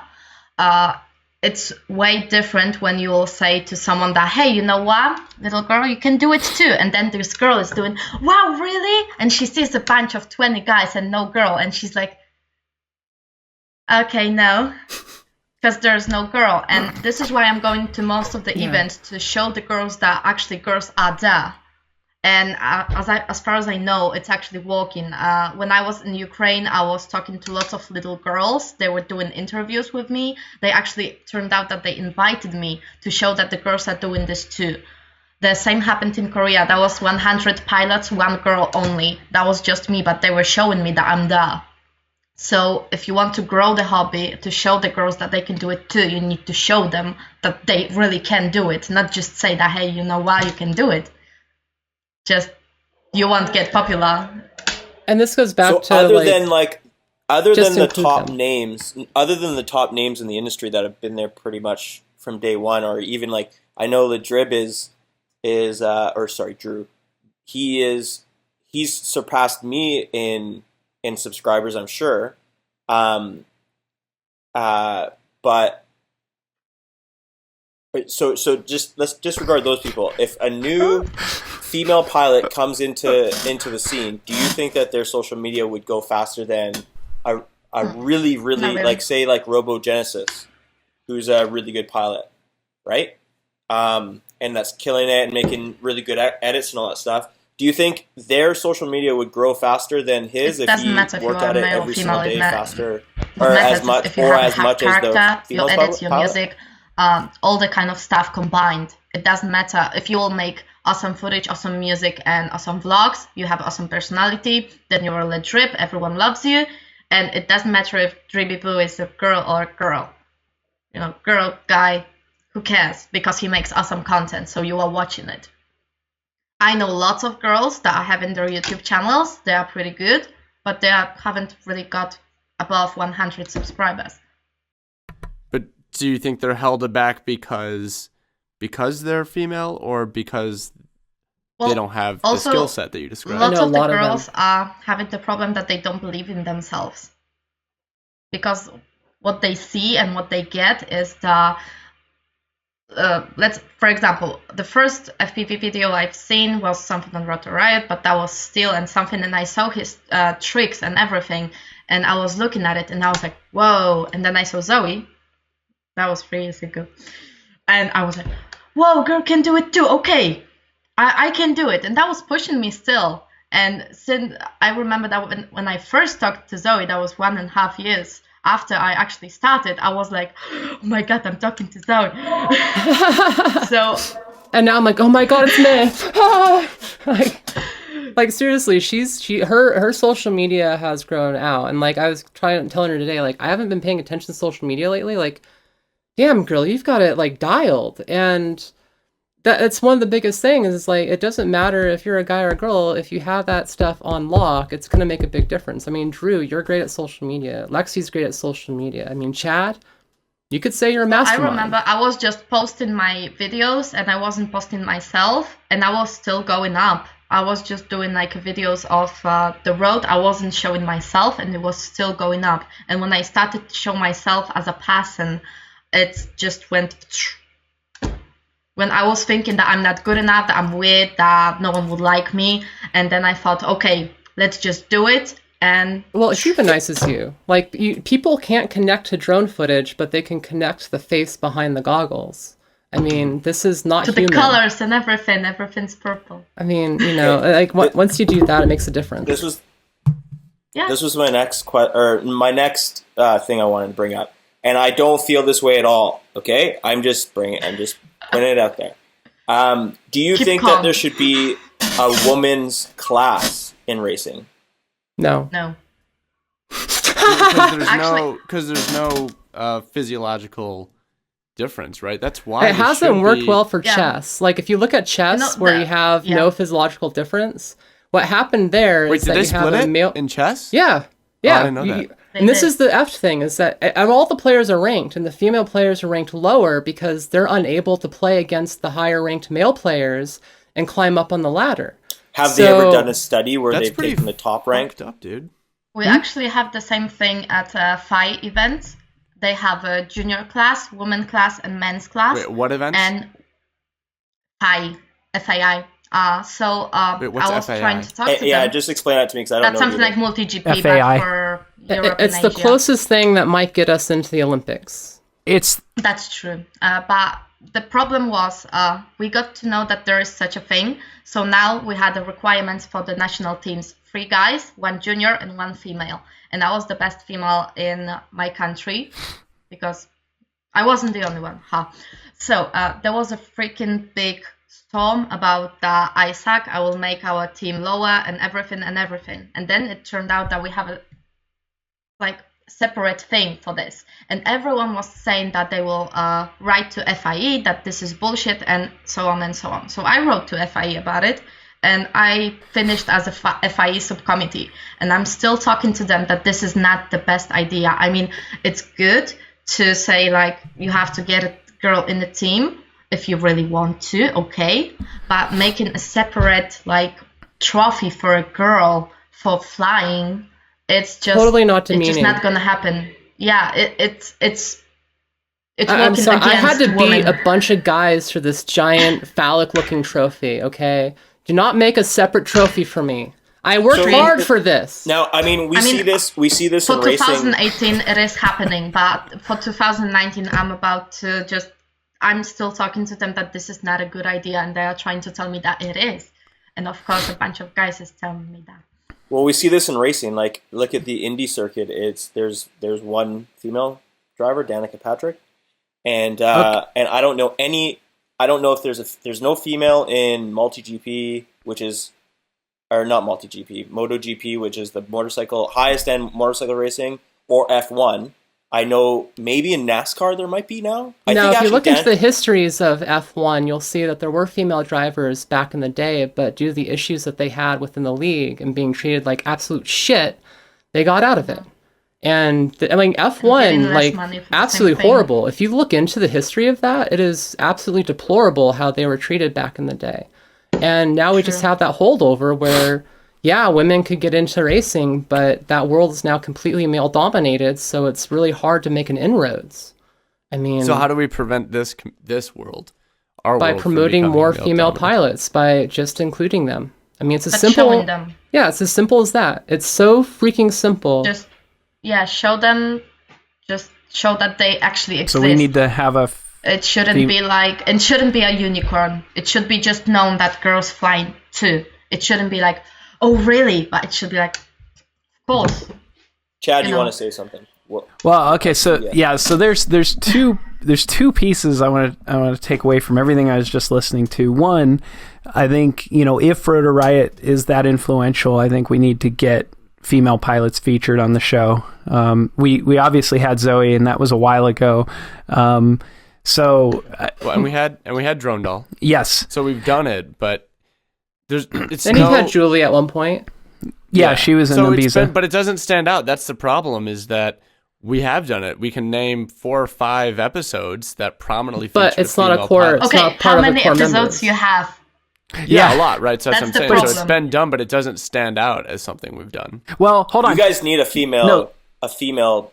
I take that back. basically. Listen, Zoe's episode did very well. I think that has over 100,000 views, doesn't it? I watched it. I'm not couple even of sure. times. Almost 200,000, I think. That one did very well. And, and please, no disrespect to anyone else, but Zoe stood far and above everyone.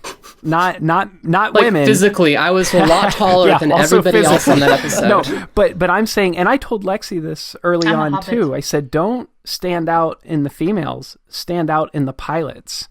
And I think that's what it takes, and it's really hard, to find. And so what I'm taking away from this, it's kind of cyclic. we're not finding them because they're not inspired to try, and they're not inspired to try because they're not being featured.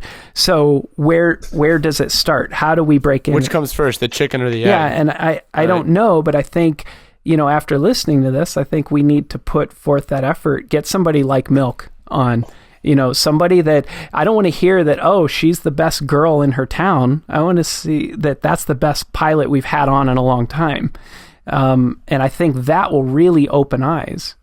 Well, it'll also be hard for you guys to have a woman FPV pilot featured in one of your guys' segments all the time, because if you guys don't have someone that's part of the actual crew, then that means that you have to go out and either fly someone in or go see them to feature them on the show, right? Yeah, but we've been opening that way. We've been opening up more. Anyhow. You can do it remotely. Is meeting with the local community and showing how Rotor Riot is supporting local communities and showing how the communities look like. The same can happen in Asia. The same can happen in Europe, Africa, Northern America. It doesn't have to be only US. Actually, it can be just a bunch of people around who work with each other, and sometimes meeting with each other, but creating a whole chain of community around the globe, showing the FPV and FPV community around the globe is really awesome, because it is. Everywhere I'm going, someone is helping me, someone wants to meet with me. This is so awesome. Here's the interesting thing. In December, we were doing that. We had a female pilot that we wanted to feature on the show, and she started working with another company that said she couldn't have any affiliation with Rotor Riot. There's only one person I know of that fits that description. Well, that's all I'm saying. But that goes back to companies that are, when there are certain figureheads that are actively fragmenting the industry. I mean, even if I'm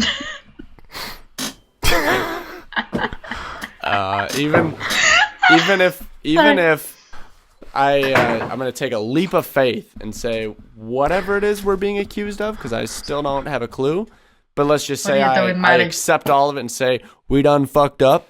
That doesn't seem to be enough, and I think that I would challenge them to put the community before their own ego and get over it. The community is awesome. Suck it up, buttercup. So that's...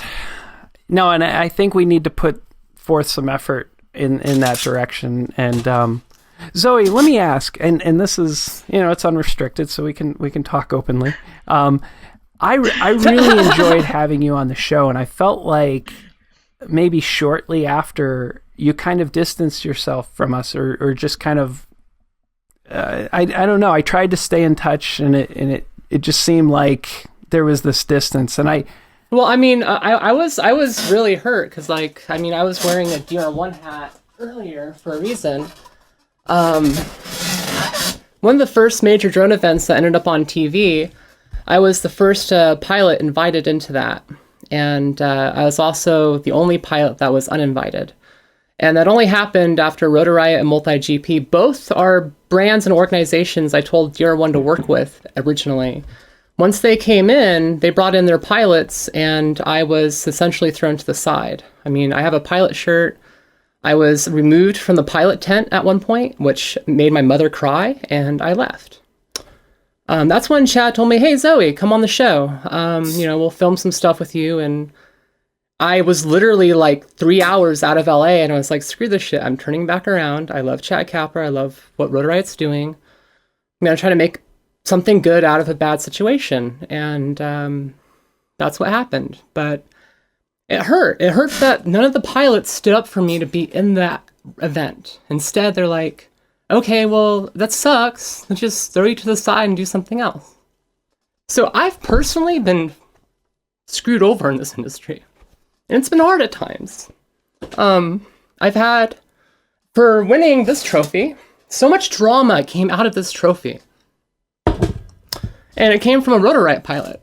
And it came from me having to deal with a very controversial subject that was drone worlds. And some of the stuff that was written and said I thought was wrong, and it created this whole giant argument.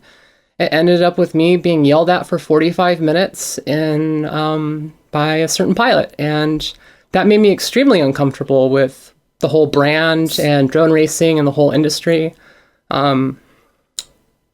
I was kind of over it because there were a couple pilots that went to that event and shit all over it. Meanwhile, I went to that event. I'm in pain, physical pain. I live in chronic pain daily. And I'm helping out. I'm putting every hour of my time into that event. I turned down media events. I turned down drone tripping. I was like, sorry guys, I'm competing. I can't do this right now. And I worked with the organizers to try to make that event happen. And if you go back and look at Drone Nationals and the shitty fucking freestyle competitions those were, they were fucked. Like half the pilots got DNFs just because the organization couldn't figure it out. But if you go to Drone Worlds, only one pilot got a DNF, and that's because they didn't show up on time. Every day, that event, besides the first 2 days, started on time. Every pilot for Worlds got through their runs. Everyone got multiple runs. And then I had a pilot just shitting all over that. And that hurt. So I kind of went away. I'm sorry, Zoe. Yeah, it's pretty heavy stuff. I'm sorry you had to go through that as well. I'm sorry too. Yeah. I know what you are going through, and I think that you are a really strong person, and I know that you can go through with it. We all can. And it's getting better, right? Yeah, no, I think I've seen definite improvements in the industry. I mean, I know a lot of pilots still are upset with me for being like, DRL, bunch of guy pilots. I mean, I made a meme that had 3,000 comments on it for me pointing out, hey guys, look, you're promoting a bunch of guy pilots and now there's nothing but guys in the hobby. What do you expect? And so many people jumped on me for that when I was just trying to like point out a real issue. And a lot of the pilots shit all over my trophies, shit all over everything that I had accomplished. People that I had beaten in competitions spoke out against me. And it was just like, why would I want to be a part of this industry when I have to deal with all of that? Why do you? And I don't want to have to there are lots of good people. No, I want to... And that's what I keep coming back to. That's why I still do it. I still love flying. I keep going back to the local community. I go back to the people that love what I do, and I closed my world off a little bit, and I kept doing what I loved. And that never stopped. There's never been a point in time, if you look at my YouTube history, where I really stopped doing what I love. And this is the important thing. I mean, I am being shit onto all the time. No matter what I do, everyone tells me that I'm doing shit, that I accomplished nothing, that I don't deserve anything. People that I bet, they were still telling me that I suck. They were underneath me in the freaking table, and they were telling me that I'm just getting stuff because I'm a girl.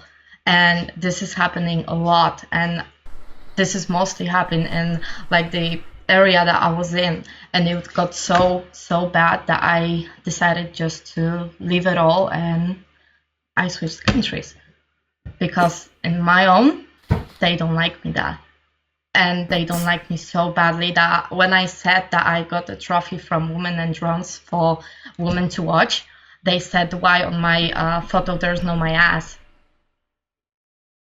because the only thing that I can show to the world is my ass. And this is the thing that is going, and still you can sit in this thing and just cut those people off. If someone will tell you then the girls have it easier, you can say haha, and at the meantime you can just sit with people that you like the guys that we are talking right now. I mean, our community is awesome community. We just have a bunch of a-holes. Like 7%. 7% a-holes, 3% women. 7% will make you sad, but all the other ones will make you happy. Like in all of the videos that I'm trying to show people is that people are really nice. People will help you. People, wherever I'm going, people are telling me where to go. People want to meet up, and this is awesome. And there will always be a haters. There will always be people who will give you a thumbs down just because they think that will make you sad. And at the meantime, if I won't get my 6 dislikes, I'm feeling that one of them is sick or something. Maybe I should get mad. And until then, I just made a thing. Like I'm pissing off them right now just to, make myself a little bit better, to show them that, hey, you know why? You wanted me to be the worst shit and feel like shit. But hey, look, another accomplishment. Suck that. and suck my props. And you can still do this. I believe in you. Yeah. Really, tell them suck my prop. You think I can't? I can. I will. Watch me, and you can just still post it to piss them off. This is what I do. That's what I tried to do in 2017. Like, I put my head down and I focused on competition, and it's I'm doing the same thing. Yeah. Yeah. No, it's Well, don't stop. And you guys go to the tough stuff. Don't stop. And I appreciate you sticking it out, Lexie, and being a leader in shaping the community through your work in the admin team. There were just the things that I've got through that I just don't want to happen anymore to anyone else. And I will, if I need to throw myself underneath the train, I will throw myself so hard I will actually win a stuffed animal. Just to help the girls that are on a Amelia drone hat, that the girls who are just starting, who are getting shit because they got a sponsorship, they deserve that, and they deserve that. If they are wrong, I will tell them that, girl, you're wrong. But if I can support anyone, I will. And I will really throw myself under the train for it, because I know how hard can it be and how shitty can it get. Yeah. And it's not that girls have it easier, really, because the stuff that sometimes we have to go through, like look at Zoe. I've been on a competition where they changed the rules 3 times just to make my name lower and lower. I just left. We like to argue over the rules of how our games go too, but after the first rule change, I just left. I said, you know, guys. Was that competition like a freestyle or a racing event? No, it was a racing competition because, it was my national one. Oh, crazy. So Zoe, I sincerely want to apologize. Embarrassingly, I don't think I'm aware of that, of what happened to you. Well, Zoe, it sounds like you had a bad experience with a Rotor Riot pilot at one point, and is that what you're saying? So I'm not familiar with what happened. I don't want to bring it up because I tried to put it underneath the bridge. Like, I talked to them, and like, you know, time heals all wounds, and I just kind of want to go forward with things. So So what I can say is, I'm looking forward, and I have heard from enough people like yourself, respected people like yourself, that have shared the image that they get of Rotor Riot, and it's not one. While it's mostly good, there's still those you know, the fly in the ointment, and I think we're working on that. A big part of Matty being on the show is, you know, he wanted to bring people together, you know, and he wants to bring in healing, and, you know, and he's had some of his own personal healing, and he wants to bring that to the industry. That's always been my heart. Like, my number one rule has always been, don't tear people down, and, you know, and talk and have intelligent discussion about hard topics. So that being said, you know, I don't know how to make it right, other than, you know, I'm being genuine and sincere when I say I look back on those episodes that we did with you, and they are highlights, you know. They were awesome. And then the only thing that I noticed after that was a kind of distancing, and I didn't know what it was from. So now I do. Well, now you have the whole story. Yeah. So from one thing to the other, like the whole, like. I just hope that anyone that looks at Rotor Riot today sees people that are reaching out and trying to do good things, you know, heal, bring people together, bring education. These are important aspects. We still want to push limits. You know, we still want to, you know, bring things to the edge, but not in a way that's tearing people down. And so let me just put that out there, and hopefully we've healed a little bit of that, or can at least be on that track. You'll still do an episode with us, right? Because I want to play 3D Game of Quad against you. Yeah. Of course, yeah, no, I am all for that. I would love to do anything and everything with Rotor Riot. Just let me know. I'm here. All right. And yeah, that's okay. So sorry, just taking it all in. And on that note, Bitcoin. So Yeah. Matty, what should I be investing in right now? Well, I think that you should take all your money out of any altcoin that you're holding right now, unless it's like a huge loss, and you should wait for the next big dip, because I think there's going to be a big Bitcoin dip in the next little while, and when that dip happens, you can buy back into your altcoins and make a little bit of profit. I might actually be taking you up on that. I just got into cryptocurrency, so. Just know that, guys, there's a time delay between filming these podcasts and releasing them. So, yeah, Bitcoin could literally be like worth like $5 by the time this thing comes out. But follow Crypto Cho on Twitter. He like basically like he can swing the market in his posts. That's how accurate they are. So, Wow. There's a bunch of other people that are out there that do that as well. But yeah, that's.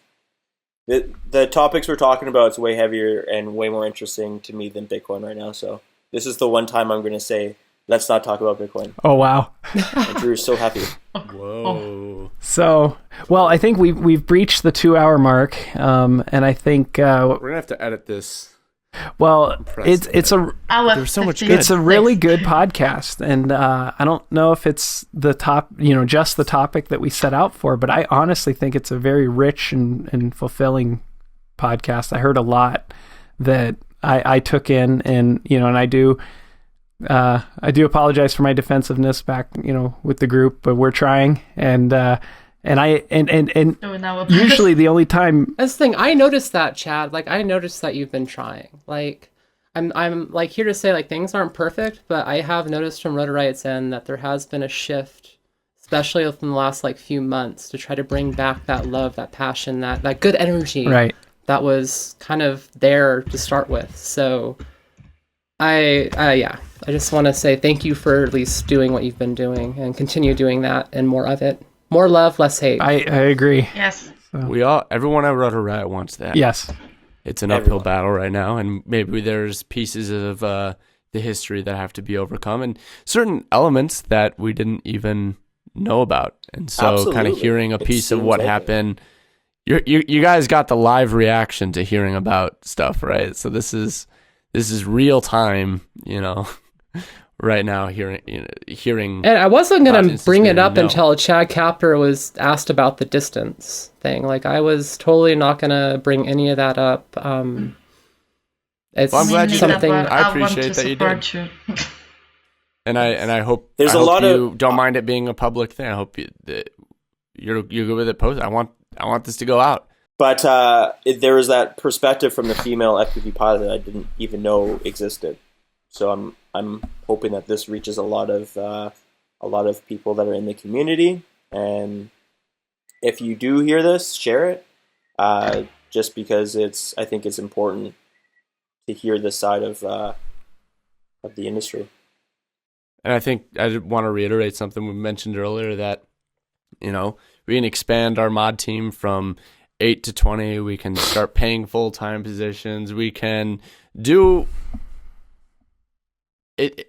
Individuals can only do so much, but as a group, we have unlimited power, and everyone needs to take ownership and be a part of it. So if you're listening to this, I ask you to be a positive contributor, not just on the interwebs, but in real life. Yeah. Especially on the interwebs, because it's extra hard there. Let me add on to that, because this is something I've even brought up internally, and I spoke to you, Drew, about it. I said, we need to have each other's backs, because what happens is we don't just need to speak out when it's happening to us. We need to speak out when a like-minded friend is having the same issue. And there's not enough of that. There's people that like to speak loudly because, hey, it's a joke and it's funny and whatever. Is that what you want to fight for, or do you want to fight for, values that you stand for? And when you see a friend or another pilot or somebody that's dealing with something or being attacked in the forum or group or whatever, then people need to stand up for that. And I want to see more of that from the community, because this is our community, and it isn't possible for one manager or one moderator or group to handle everything. We gotta look out for each other. And so I've got some deep thought have to engage in after this. No, I agree. The only way we can really do that, it's a combined effort. We're a community. Like, everyone has to step up. It's a multiple front thing. Like, I see when someone's being a dumbass in a forum and they're saying something stupid, that's an opportunity for someone that's not a dumbass and someone who actually has an idea and cares to step up, say, hey, you're wrong. Yeah. Report to a mod team, and then, move on from there. And that's the biggest thing. So this is the biggest question that I had out of everything that I've talked to everyone about with this whole moderation issue. How do people report something? Like, what is the process for reporting something that someone doesn't like? I don't want to choose a scapegoat, but seriously, Facebook's system just sucks. It's so inconsistent as to where the button is, where Well, this, what. If you don't know where the button is, just tag one of the mods or admins. Yeah. Tag Lexie. Yep. Make everything Lexie's problem. Just kidding. No, Steven loves me. I think Steven said the same thing. I think so. Okay, well, let's get this wrapped up. Thank you guys for joining us. Either on YouTube, Stitcher, iTunes, Google Play, wherever you guys are listening. I appreciate it. Thank you to Lexie and Zoe for being our special guests and providing a unique, eye-opening perspective, and just being fun to hang out with. I just had a good time shooting the shit. That's been fun. Tune in next time. I'd give you a schedule, but it's just whenever we feel like posting. That's our schedule. We're having another conversation like this week. I thought he was going to say tonight. Right, let's do At it. some point. Any shout outs you guys want to give, Lexie and Zoe? Start with you, Lexie. I don't have many. Do what you love and do it for yourself. Shout out to the community. Guys, And the awesome keep the love out there. Like, spread love. Fuck hate. Like, Support each other. there's so much of it in the world and on the internet. Like, you have the opportunity to make a choice between love and hate. And when you post something hateful, you're making a choice to bring more hate into your life.